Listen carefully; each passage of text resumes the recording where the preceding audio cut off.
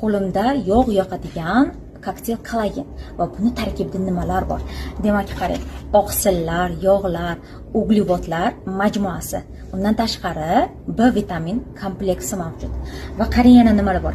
Kaliy, kalsiy, fosfor, magniy, sink, yod, selen, yana inulen bor. Ya'ni bu demak asab tizimi uchun ham yaxshi, uyquni normallashtirishga yordam beradi, ichaklarni tozalash xususiyatiga ham ega, ya'ni oshqozon ichak faoliyatini yaxshilaydi.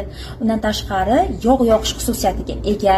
Demak, bizni ichaklarimizdan nosog'lom bakteriyalarni haydab, demak bifidobakteriya, ya'ni sog'lomlarini o'ziga chaqirib olish xususiyatiga ega.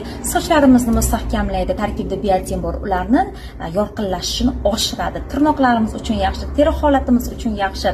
Ya'ni yog' birikmasi bo'lib qolgan qorin atrofi bo'ksa, biqindagi yog'larni eritishga o'z hissasini qo'shadi. Bir kunda 2 mahal ichish sizlarga maslahat beraman va 2 tadan ortig'i ko'plik qiladi va bu haqiqiy energiya manbai, ovqat o'rnini ham bosa oladi. Bemalol kuni bo'lan sizga kuch-quvvat bera oladi.